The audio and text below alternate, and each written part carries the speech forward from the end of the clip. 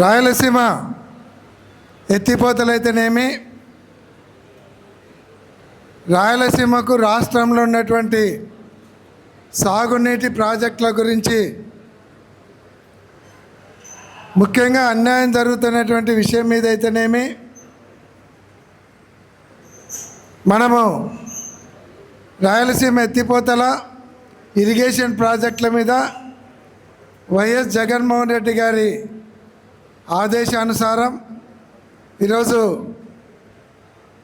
ఇక్కడ కార్యక్రమం ఏర్పాటు చేయడం జరిగింది.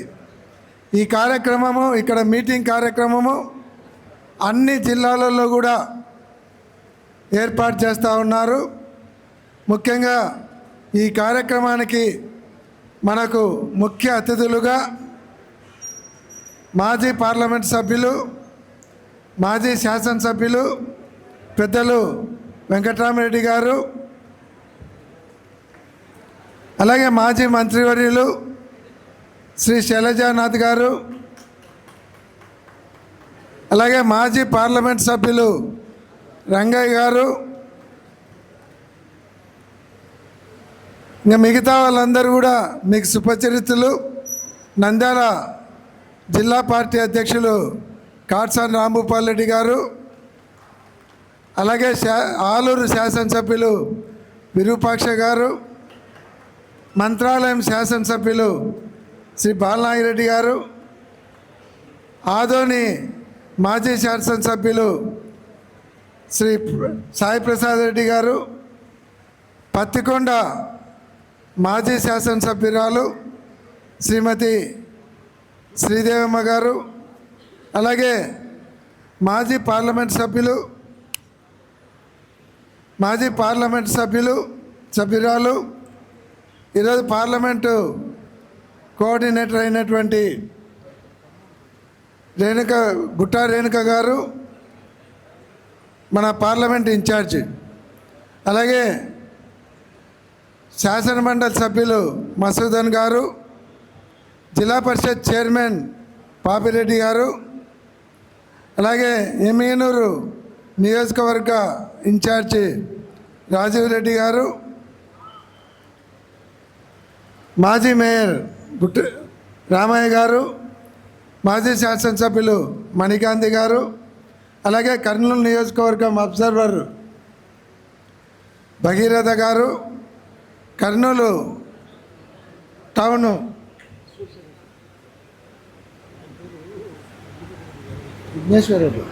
విఘ్నేశ్వరరెడ్డి గారు, అలాగే Kurnool town president Ahmed Ali Khan గారు, వేదిక మీద ఇంకా చాలామంది పెద్దలు ఉన్నారు.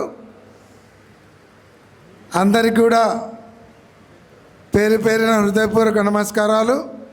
ఈ కార్యక్రమానికి విచ్చేసినటువంటి ఇంకా జిల్లా కమిటీ సభ్యులు, రాష్ట్ర పార్టీలో ఉన్నటువంటి వివిధ హోదాలలో ఉన్నటువంటి, అలాగే మాజీ కార్పొరేటర్లు, అలాగే జిల్లా రాష్ట్రం నియోజకవర్గ స్థాయిలో ఉన్నటువంటి పార్టీ నాయకులు అందరికీ కూడా స్వాగతం, సుస్వాగతం. అందరికీ పేరు పేరున హృదయపూర్వక నమస్కారాలు. ఈరోజు ముఖ్యంగా రాయలసీమ ఎత్తిపోతల పథకం మన రాయలసీమకు ఎంతో ఉపయోగపడేటువంటి కార్యక్రమం. జగన్మోహన్ రెడ్డి గారు ముఖ్యమంత్రి అయిన తర్వాత ఆయన శ్రీశైలం రిజర్వాయర్ నుంచి 800 అడుగులలో నీళ్లు తీసుకోవడానికి ఏర్పాటు చేసినటువంటి రాయలసీమ ఎత్తిపోతల పథకం, దాన్ని చంద్రబాబు నాయుడు గారు వచ్చిన తర్వాత నిలబెట్టాడు. ఎందుకు నిలబెట్టాడంటే, స్వయంగా తెలంగాణ ముఖ్యమంత్రి రేవంత్ రెడ్డి గారు వాళ్ళ శాసనసభలో చెప్పినాడు, చంద్రబాబు నాయుడు గారిని నేను అడిగితే, నేను రిక్వెస్ట్ చేస్తే నా మీద మేము 4 గోడల మధ్యన తలుపులు వేసుకొని మాట్లాడి ఆయనకు చెప్పి నిలబెట్టి ఇచ్చినానన్నాడు.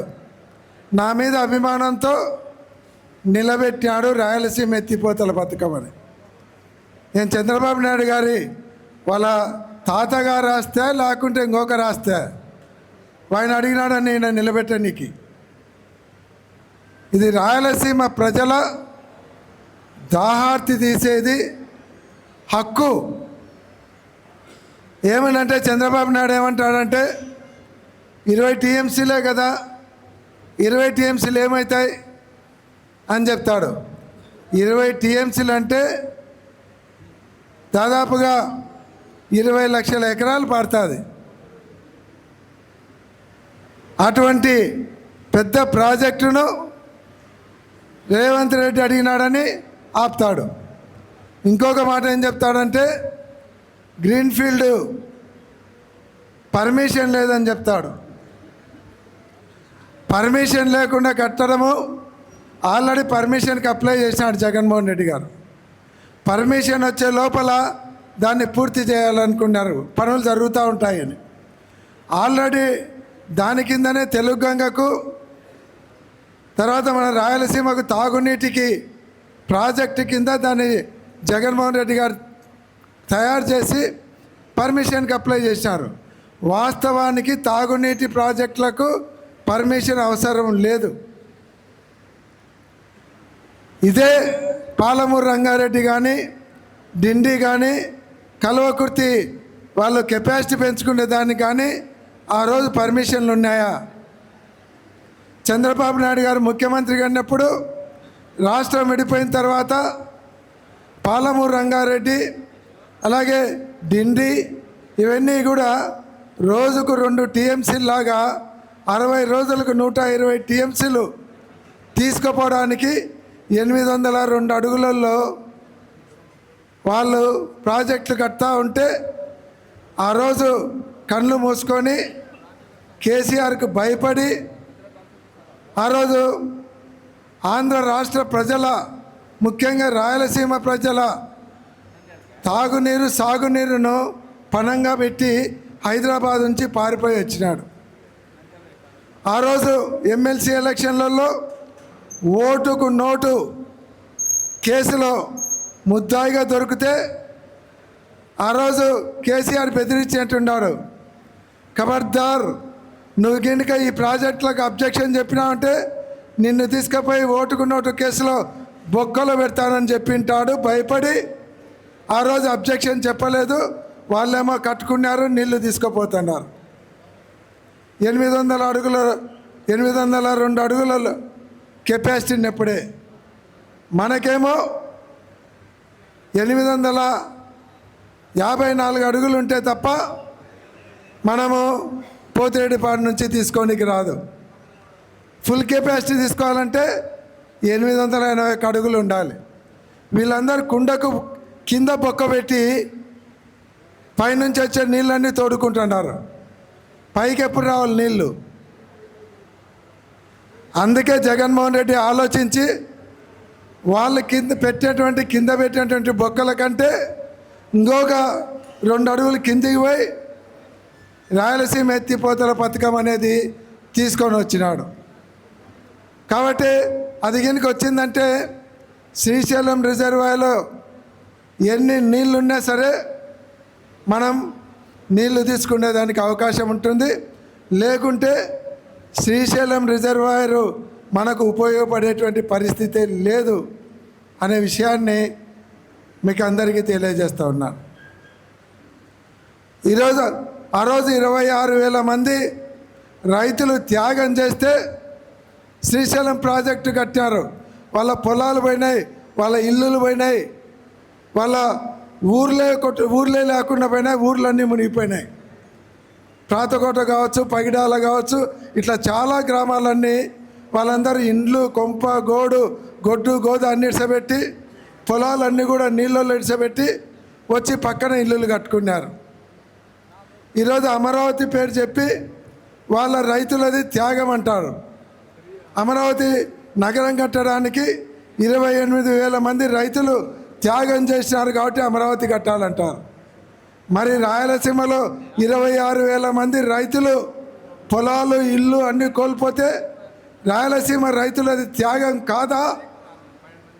నీకు అమరావతి రైతులే త్యాగం చేసినట్ట? ఇక్కడ 26,000 కుటుంబాలు ఊర్లు వదిలేస్తే రాయలసీమ రైతులది త్యాగం కాదా అని అడుగుతున్నాం.